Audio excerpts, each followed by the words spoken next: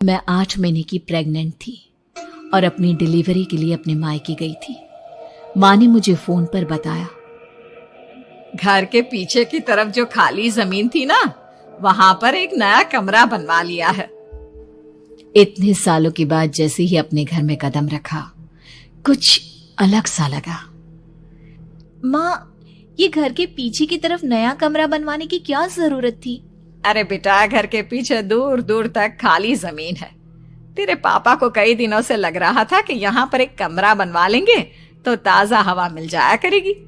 अब तो ये सब छोड़ और चल जल्दी से दूध पी ले। माँ, मैं थोड़ी देर में पी लूंगी, आप सो जाओ।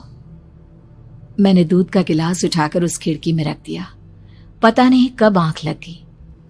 अचानक से खिड़की के पल्लों के खड़कने की तेज आवाज आई। दूध का गिलास धड़ाम से जमीन पर आ गिरा। जमीन पर गिरते ही दूध का रंग लाल हो चुका था। मैंने खिड़की से झांक कर बाहर देखा। चारों तरफ धूप अंधेरा था। उस अंधेरे की तरफ से कुछ आवाजें आ रही थी, जैसे छोटे बच्चे आपस में खिलखिलाकर मस्ती कर रहे हो।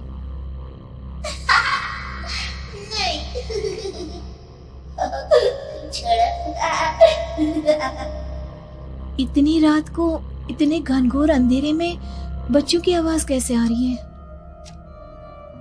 घड़ी में वक्त देखा तो ठीक 12 बजे थे। देखकर मैं सन्न रह गई। बुरी आत्माओं और भूतों की कई कहानियां मैं सुन चुकी थी। वक्त भी कुछ ऐसा ही था। ऊपर से मैं प्रेग्नेंट। सुना था कि ऐसे वक्त में अक्सर बुरी आत्माएं औरतों का पीछा करती है, तो क्या मेरे पीछे भी?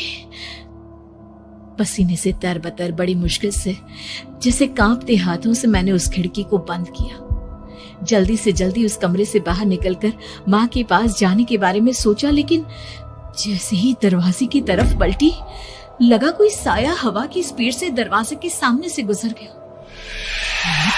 मेरे गले में अटक कर रह गई। मैं जोर से चीख कर माँ को बुलाना चाहती थी, लेकिन वो आवाज खुद मेरे कानों तक नहीं पहुंच पा रही थी। तो माँ तक कैसे पहुंचती? खिड़की के पल्ले एक बार फिर तेज हवा के झोंके से धड़ाम करके खुल गया और पूरी ताकत से मैं चीख पड़ी। जानती थी मेरी चीख की आवाज सुनकर कुछ ही सेकंड में माँ वहां पहुंच जाएगी, लेकिन ऐसा कुछ हुआ ही नहीं। मेरा कलेजा डर के मारे फटा जा रहा था। आखिर माँ ने मेरी आवाज क्यों नहीं सुनी? इतनी गहरी नींद में तो माँ कभी नहीं सोती। ठीक पीछे खुली हुई वो खिड़की। मुझ में इतनी ताकत नहीं बची थी कि मैं पलटकर उस तरफ देख भी सकूं। हवा का एक सनसनाता हुआ झोंका उसी वक्त मेरे कानों से आकर टकराया। लगा जैसे किसी ने दबी हुई आवाज में धीरे से मुझसे कहा, चली जाओ यहाँ से। मैंने दोनों हाथ अपने कानों पर रख लिए और एक बार फिर ताकत लगाकर जोर से चीखने की कोशिश की। माँ! पापा!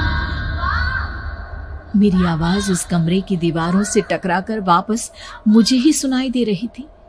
जितनी ताकत के साथ मैंने चीखने की कोशिश की थी, कुछ ही देर बाद उससे कहीं ज्यादा तेज और दर्दनाक चीख मुझे सुनाई देने लगी। ये आवाज ठीक मेरे पीछे खिड़की से आ रही थी। वो आवाज मेरे कानों में पिघलते हुए लोहे की तरह गिर रही थी। उन आवाजों में हैवानियत थी।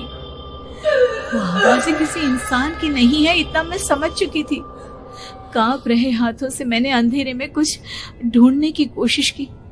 तभी अचानक मेरा हाथ बेड पर रखी टॉर्च पर पड़ा। किसी तरह ताकत लगाकर टॉर्च का बटन ऑन किया, लेकिन ये क्या? सामने दरवाजे पर 3 छोटी लड़कियां खड़ी हुई थी। उनके हाथ में स्टील के चमचमाते हुए चाकू थे। मैं घबराकर लड़खड़ाई और पीछे की तरफ हटी, लेकिन तब तक वो मेरे पास आ चुकी थी।